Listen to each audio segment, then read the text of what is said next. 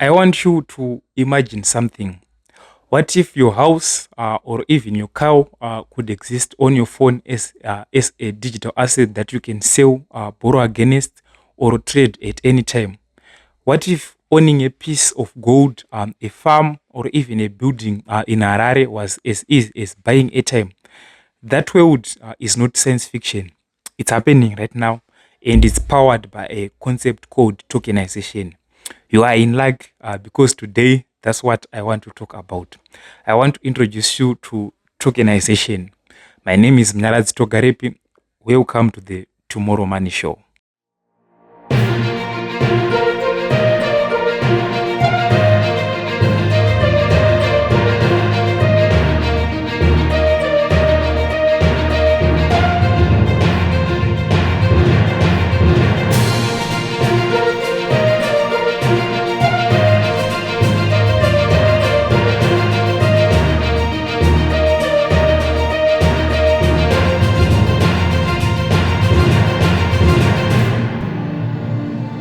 What exactly is tokenization?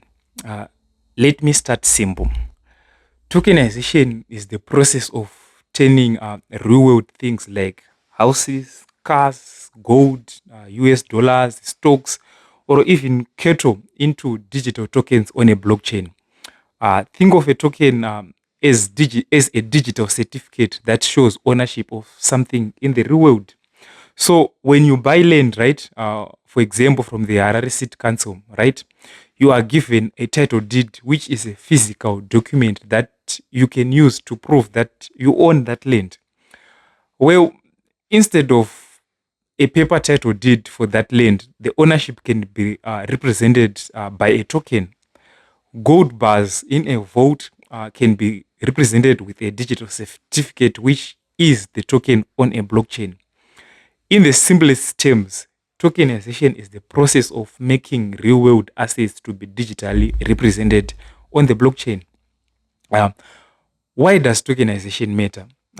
Well, tokenization makes assets easy to divide, easy to sell, and easy to move instantly. You don't have to physically move title deeds, you just move the token representing that title deed. Let me give you a simple example of why tokenization is important. You may not have $20,000 to buy a piece of land from council, right? But what if the land is split into 20,000 tokens, each worth $1? Suddenly, almost anyone can invest even with just $1, right? You might want to own gold, but don't have access to international markets or votes, right? Tokenized gold lets you buy tiny pieces instantly on your phone. Imagine selling part of your property without selling the whole house. Tokenization unlocks liquidity, meaning your assets can be turned into cash or traded much more easily. This is extremely powerful in countries like Zimbabwe, where access to investment is limited. Capital markets are small. The Zimbabwe Stock Exchange is very small, and trust in traditional systems is very fragile. And I know you are now wondering how does tokenization works. I am going to try my best to keep this practical and not too technical as much as possible. Tokenization usually involves four steps. Number one, identify the real asset. This could be a building, a farmland, artwork, a loan, a stock, or a commodity, or even wildlife like cattle or goats, right? Step number two, the asset is evaluated and logged.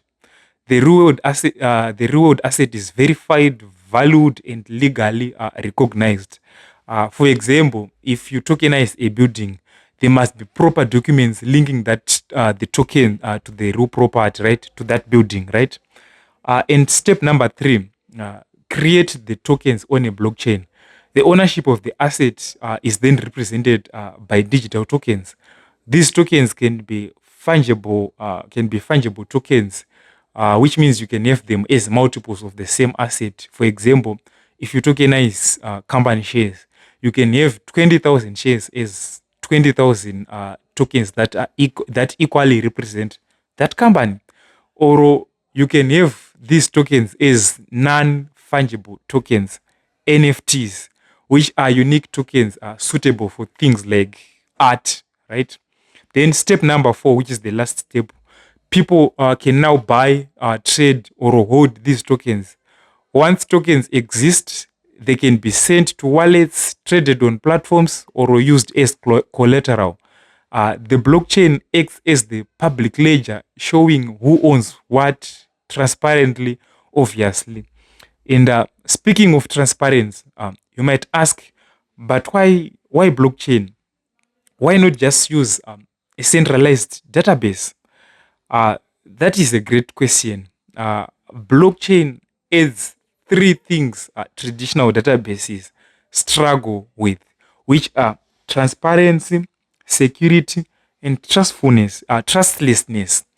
Anyone can verify ownership or past transactions since the blockchain is transparent, and data on a blockchain is extremely hard to change or tamper with, hence secure.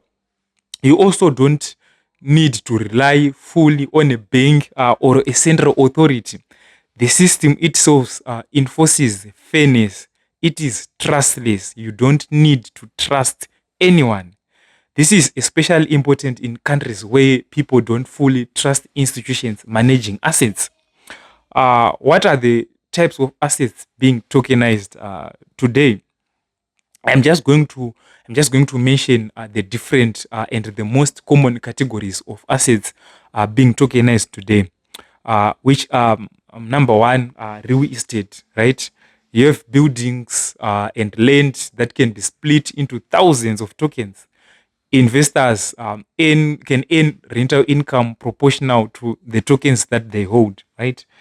Category number two, gold and commodities. Tokenized gold is already huge globally. For example, the company Tether now holds like a lot of gold, which it is tokenizing. And while least we're on that, the RBZ in Zimbabwe even here has its own gold coins that it can tokenize by putting them on the blockchain. Of course, they are yet to do that, of course.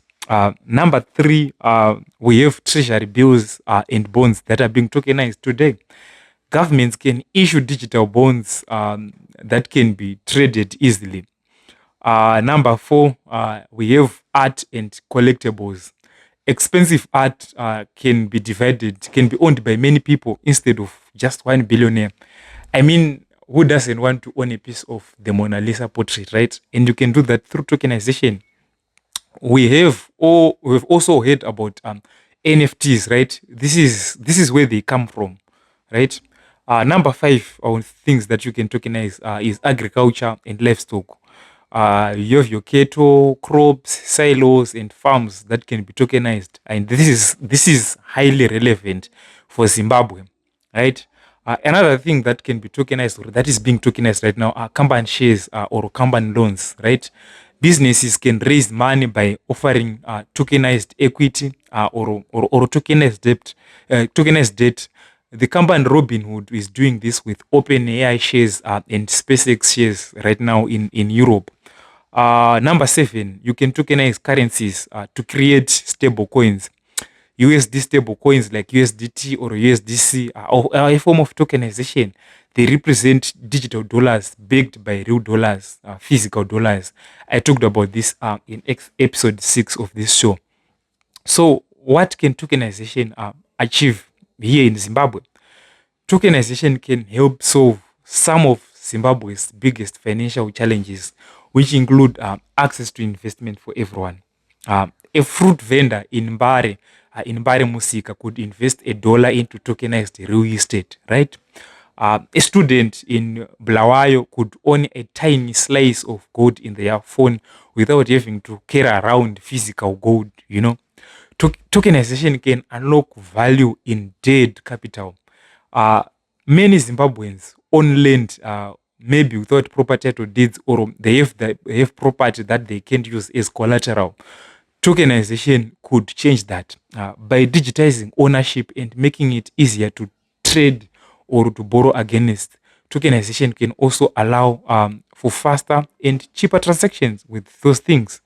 There is no need for slow paperwork or expensive lawyers for every small ownership change, and blockchain makes the process of transfers instant.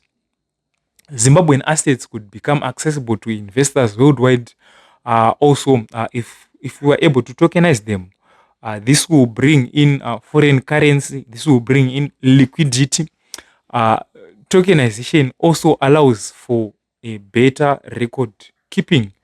Tokenization creates transparent, tamper-proof records, something badly needed in land and property systems right now. Now there's a lot of work that needs to be done for this country to benefit from this, including the creation of rules of the road. I talked about this. I think it was in episode 3 of this show. You can go and watch that episode. We lack the kind of regulation that will make it easy to do this stuff legally. There is need for clear laws that can protect both the issuers of the tokens and the investors of those tokens. We also need to educate our people about this technology, like what I am doing right now. You can thank me.